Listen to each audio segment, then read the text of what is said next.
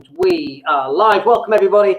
Dan Latto speaking. Monday, the 8th of June. Thankfully, we're in June. A little bit overcast today. The heavens opened up and the rain came down, over-flooded the swimming pool. Who would have guessed it rains in Spain? It's not true what that phrase says. Anyway, hope you're well. In with a new week.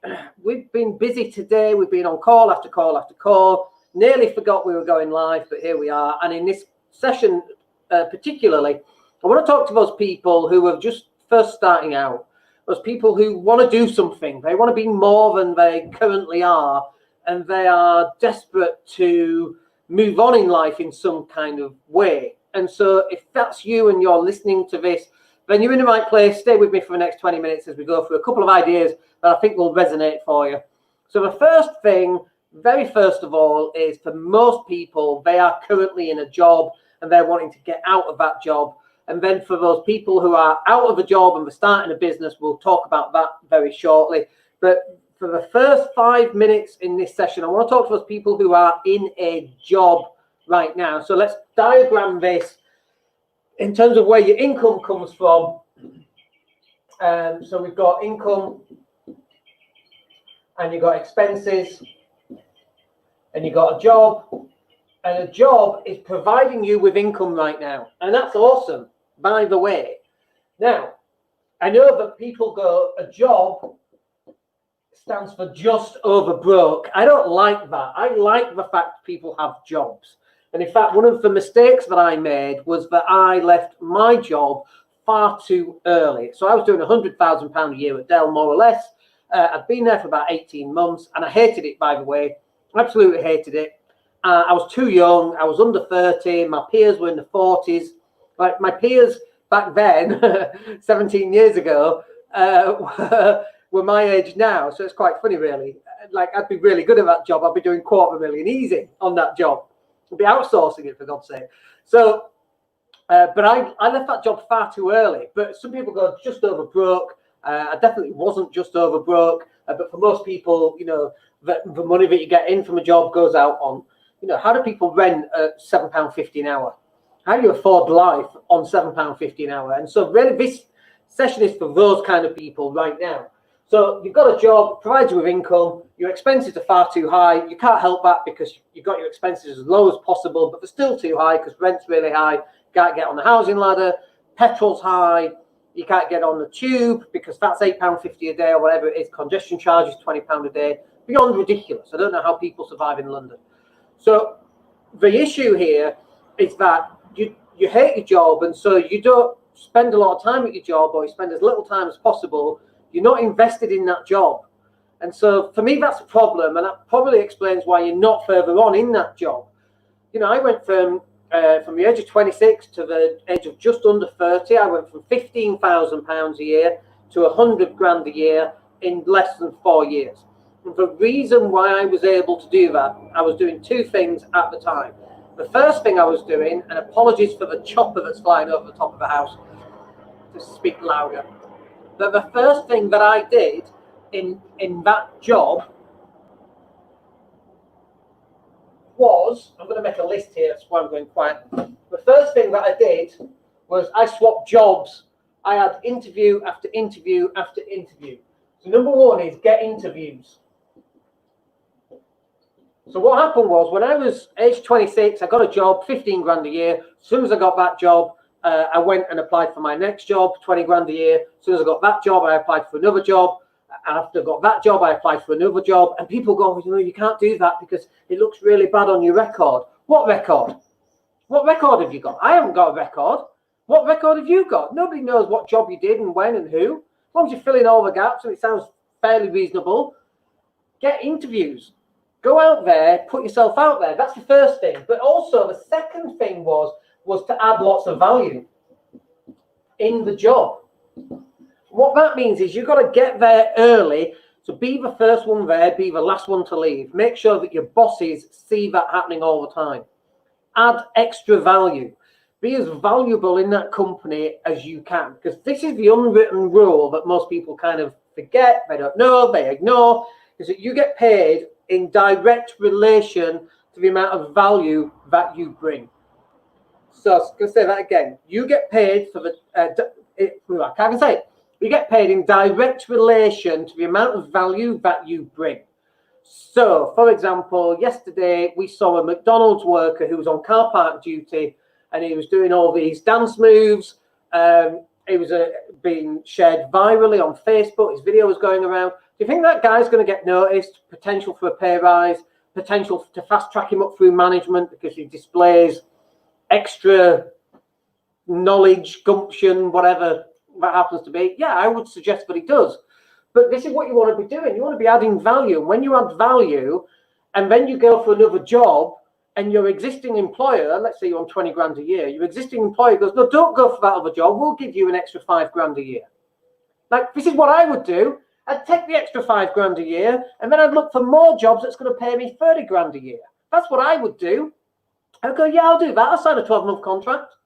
And then 9 months in, I would be looking for a job that's going to get me another 5, another £10,000, and that's exactly what we did. So this is going out for those people. But the key here is that you have to add value to your employer. And again, this is the mistake. People go, oh no, I've got to go to work tomorrow. That's crazy. Like, if you're self-employed, like some people do, oh no, I've got to go to work tomorrow if you're self-employed. You're doing the wrong self-employment. You can move out of that industry, move into an industry that you really enjoy. It's never work if you love it. I go live. We've had calls today. We've had coaching calls this morning.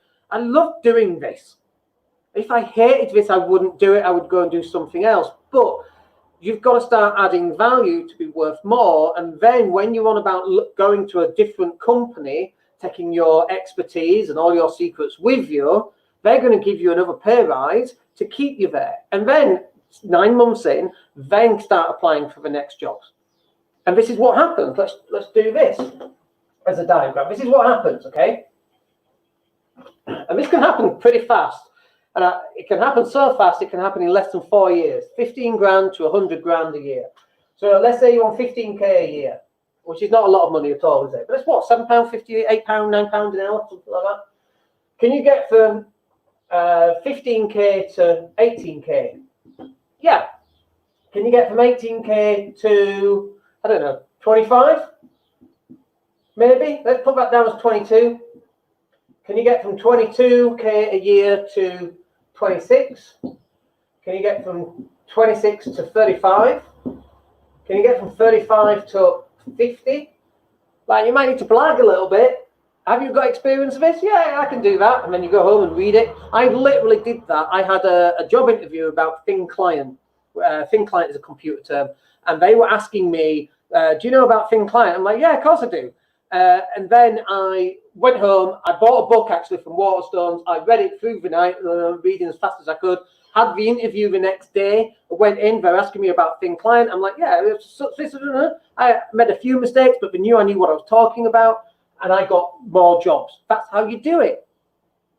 Thank you, by the way. T's just saying, thank you, Dan. You're always an inspiration. Thank you. I really appreciate that.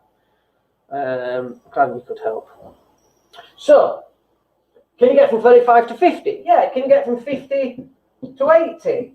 Yeah. Can you get from 80 to 120? 1, 2, 3, 4, 5, 6, 7. That's a 7-year journey.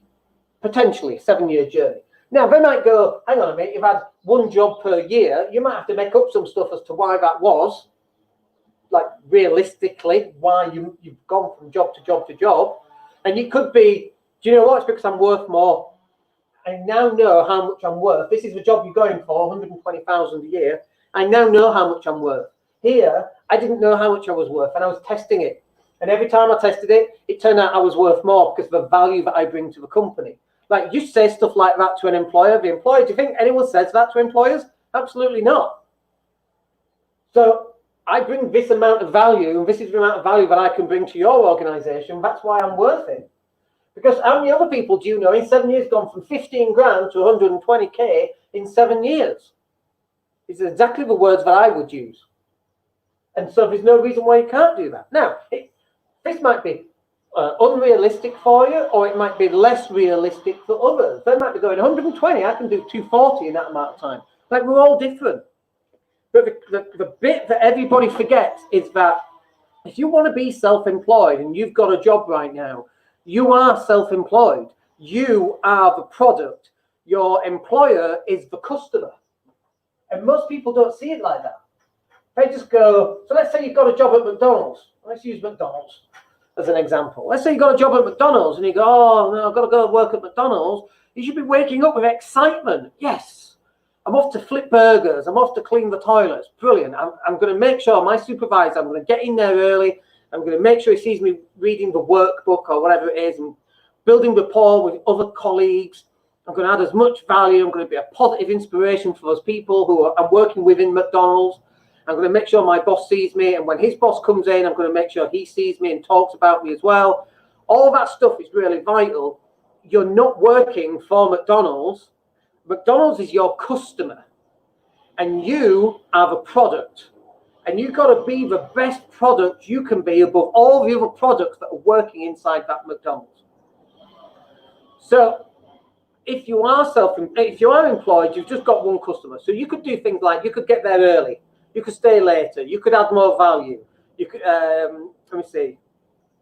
Yeah, so this is the other bit I wanted to put here is that, and I apologize for the sound, by the way, someone's chopping a tree down. I don't know what we're doing.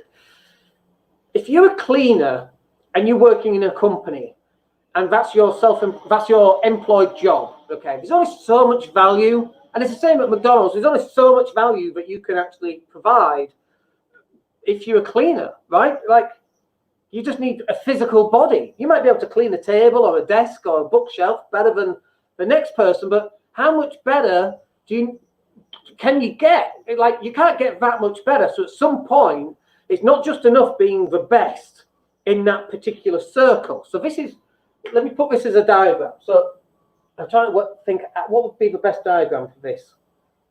Yeah, okay, let's do it this way.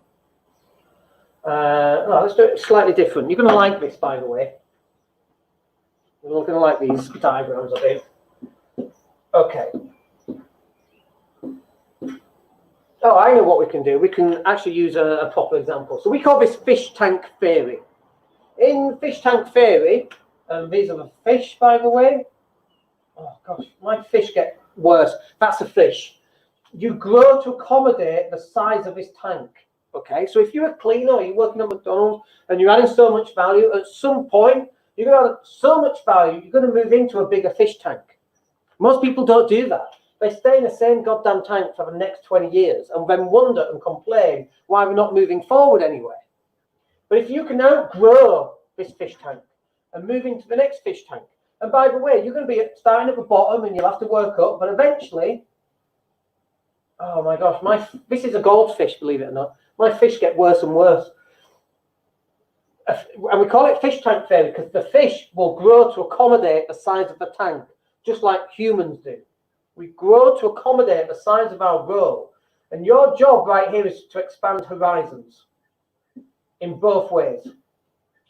But if you're a cleaner or you're working at McDonald's and you've learned everything that's in this fish tank, you can only grow so much, and then you've got to move into the next one. And the part of this that will do this is two things. One is experience and one is knowledge. So experience and knowledge. If you're working as a cleaner or if you're working at McDonald's, you've got all the knowledge. You've got all the experience. Then you move into the next fish tank. You haven't got as much knowledge and as much experience, but eventually over time, you learn to grow, to expand into this next thing that you're going to do. And then you've got all the knowledge and then you've got all the experience. And at that point, you move into the next one. Most people don't do this. And so when I first started out, you know, my first company car was like a Ford Escort. Do you remember those back in the day? And it was a nice shiny new car. And my mates were really jealous in my Ford Escort, you know. That's where I was. And then I expanded my job and I got a BMW convertible. Absolutely loved that. It was a P-Reg, 1997, British Racing Green. I loved that car. Still love that car, that old shape. And I moved up here. My mates, by the way, are here in their little fish tank, and they're not expanding. My car after that was a Porsche 911 convertible that I paid 42 grand for. And my mates are still here, and they're looking at this car at 42 grand, and they're going, how the hell do you afford that?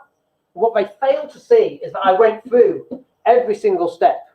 I got better jobs, I got more educated, I got more experience, and yet they were staying in exactly the same spot. And if you're going to stay in exactly the same spot in 20 years' time, when you're seeing other people go through this, okay? Like I'm 20 years on. I'm 47 now, started when I was 26. So if I look back at what my friends are doing, they might have moved to this one, maybe, right? My fish tank today is all of it. It's the size of a bloody boat, quite frankly. And it's got unlimited potential. We're talking about buying businesses right now. One of the calls was just on was a business acquisition training call. Because I'm expanding what we do, and you've got to be expanding what you do, but you can only do it through education of the job and getting excellent at that job and getting experience. And the way you get experience, you're going to make some mistakes, you're going to do things well, you learn from the mistakes, and you re-implement the things that you do really well. If you've got any questions, by the way, on that, let me know. But that's how you do it. You've got to move from this one to this one to this one to this one. Everybody thinks I want to be wealthy, and they think I go from here to here in one jump. That is not how wealth works. You might think it is. Some people can do it. Zuckerberg, Elon Musk, but even Elon Musk had these little steps. Zuckerberg is a one-off. Like, he's had one company. Like, I know he owns lots of companies, but Facebook is the company, and it obviously acquires lots of other companies. But really, he's the only, like, who else has gone from there to there? Steve Jobs, maybe? Probably not. He went through this as well. Everybody goes through this. But the problem is, when we talk about wealth and income and be financially free, people want to go from here to here. They go on a weekend course, they jump around, give high fives, they read affirmations. I am wealthy, right? I have problems with any of that. I'm totally fine, but don't expect to get from here to here in one jump. It's very, very rare that happens, unless you've got partners that have different skill sets that will allow you to maybe take that jump. But you've got to go from step to step to step. And again, there's two things. One is education, and the other one is experience. You can't stay where you are. You know, I see not Uber drivers. I see one of the guys that drop the food off. It's not Uber. I can't think of the name. It's like Uber Eats. Let's just take that as an example, because I can't think of the name of it. You know, I was arguing with someone on Facebook, and they were going, you know, it's disgusting, £7.50 an hour for someone who delivers food. You can't raise a family on that. And I'm like, dude, you're not supposed to raise a family on that. That's a starting point. That's here. You're not supposed to be there in 20 years' time. If you are there in 20 years' time, you need to have a good, serious look at what you've been doing for the last 20 years, because you've made some mistakes. And I don't think it's a problem making mistakes, as long as you understand you've made them and you start to rectify them. But if you're an Uber Eats delivery guy or an Uber driver, or you're working at McDonald's and you're in your 50s, when I worked at Asda, when I was 16, £1.67 was my wage at 16 years of age, £1.67. And I remember, bear in mind, that's over 30 years ago, okay? If I go to Asda, I've seen the same guys in Asda 5 years ago that were working there when I worked there. They've been working at Asda for 25 years on minimum wage. What the hell have you been doing? Well, not everybody wants this. I get that, but then you can't complain that prices have gone up if you're not doing that. You can't complain that you can't afford a holiday, that you can't afford rent, because who's responsible? This is how life works. This is society. This is who we are as a species. We've created this. We live in a capitalist society. So if you think you're going to stay on £7.50 an hour minimum wage, whatever it happens to be, in line with inflation for the next 30 years, you then can't complain in 30 years because other people are doing this and you're still doing this. That's not how that stuff works. So you've got to work out, where do you want to be? What do you want? Well, I want to earn 10 grand a month clear after all my expenses. Perfect. So that could be 10k. What's the plan to get you there? That could be 7, that could be 3, that could be 1. I don't know. What's the plan that's going to get you there? And then we just look at the money matrix again. And again, this is really for those people who are first starting out, and I'm going to show you in a second just how we do this. But you've got to work out, where do you want to be? You could also work out, by the way, where do you not want to be? So there's a couple of things that you can do to make more money right now. So let me just check if there's any comments. No comments coming in. If you can leave me a like, by the way, that would be appreciated. Let's just put this one up. Okay, great. Okay, so I want to talk about how you make more money. So if you're working in a job right now, or you've got your own business and you're just first starting out, really that's what this session's about. But let's just take those people who are working in a job right now, because a good proportion of people will be doing that. A good proportion of people will be working in McDonald's as a cleaner, Uber Eats, Deliveroo. That's who I meant to say, Deliveroo drivers. I was in Birmingham in winter, and it was pouring it down. It's freezing cold. I'm a poor Deliveroo driver, and I looked at my mate there and like, that's got to suck, that job. It's freezing cold. I mean, I know you might get fit and minimum wage, but you're not even on minimum wage, are you? I don't think on that job. You get paid when you work, and you're not working all the time, and I don't know how that works. Anyway, if you're in a job right now and you want to earn some extra income, then there's a couple of ways of doing it. So one is manual labor.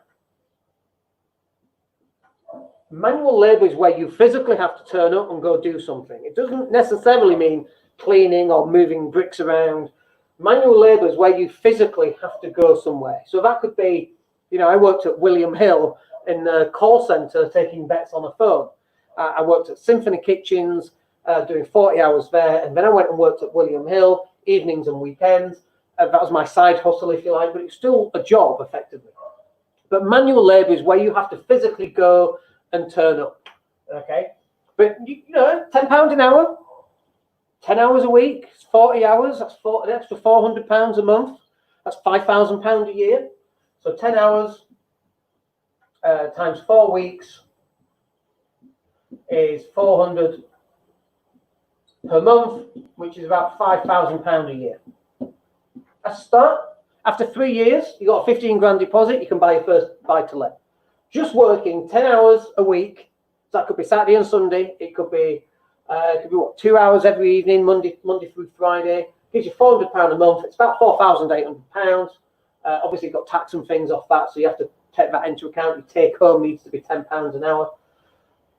And that's at £10. If you're able to do £20 an hour, by the way, or let's do the maths actually. So £20 an hour times 20 hours a week. So that's Saturday and Sunday and evenings. Okay, doable. What's 20 times 20? Is 400 a week, 1,600 a month. It's about 18,000 a year. So in 1 year, you can have your first buy-to-let property. And people are watching this going, one of two things. Either they're going, that's ridiculous, you can't do that. Or, and you're right, or they're going, oh wow, I can do that, and you're right. It doesn't change this. Your attitude doesn't change whether it's realistic or not. Some people are doing this. Some people are not. Both are true based on who you think you are and what you're about. Okay, that's manual labor. The second one is you could be a broker of some kind. I'll give you an example. Property sourcing is a broker. So they find a person with a problem of some kind who has a house. Okay, this is them. They're in the middle, and they find an investor who's got cash. And this person, which is you, introduces these people together, and you make some cash. One example, that's property sourcer. Put down sourcer. Next example could be, let's say, a plumbing business. Give you an example, okay? Just check if there's any comments coming in. Let me just have a quick look. Oh, £3. Let me put that up. £3.42 at Iceland 18 years ago. Still some of the same people working there from that time. Absolutely. And you remember that fish tank? They're the ones who complain, but all the rich people got all the money. And they're still in their same fish tank. Thank you for sharing that, by the way. It's funny, isn't it? Going back £3.82. You don't know when you were born. So plumbing, okay, totally random, but it could be anything like this. You could have a website that generates leads. for plumbers. You can either sell each lead, or you could charge them £100 per month.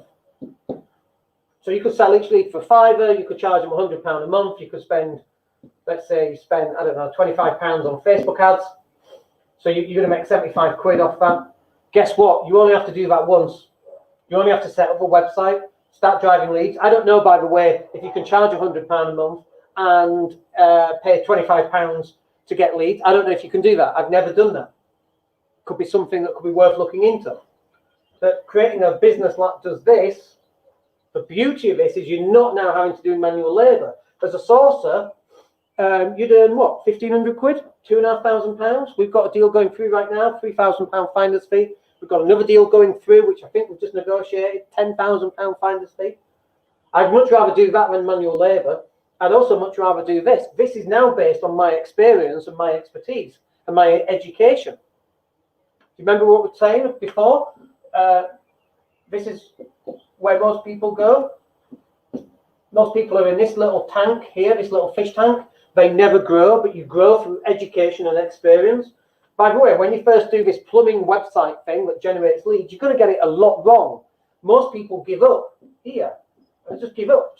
It doesn't work. I tried, it doesn't work. And there's other people that did this 15 years ago, and they're doing, I mean, you can add zeros onto the end of this. So that would be a broker. The other thing that you could do, let me just get rid of this here. The other thing that you could do, which is very high margin, because you've got basically zero costs other than marketing costs, is you could be a coach. Let's talk about coaching for a second. So I still do coaching. We're not cheap, but we still do it. So you could coach somebody. Now, this is the thing. People go, I haven't got qualifications. How can I coach somebody? You don't need qualifications. I haven't got qualifications.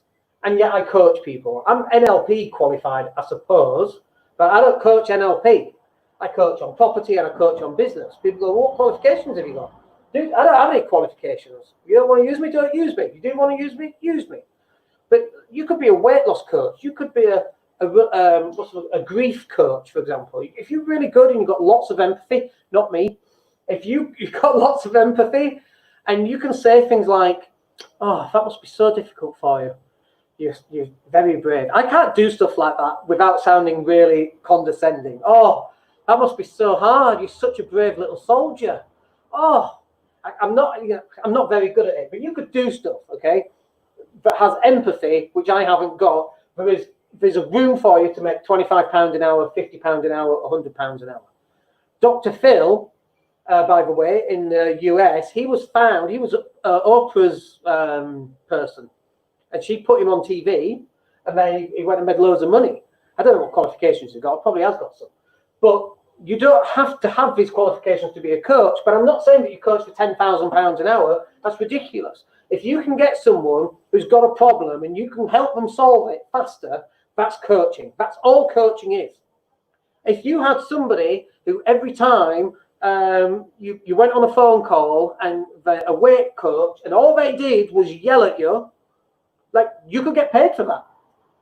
Like, I was joking with my mate Dave, and we were talking about this, and we were just talking about something, and he's like, "Oh, that sounds so bad." And he was so condescending the way that he did it, and it actually changed my behaviour because I realised I was just being a bit of a jerk. Like, if you've got that ability, like my mate Dave has, he's got an ability to sound like I'm not hard done by at all. Oh, it must be so bad at your villa in Spain, and that didn't work. Oh dear. He's very good at that. He could get paid for coaching for doing that. He'd actually get paid a lot of money. I would pay Dave to do that. Don't tell him that. But you could do some coaching of some kind. What about the next one then is some sort of training, which is different than coaching.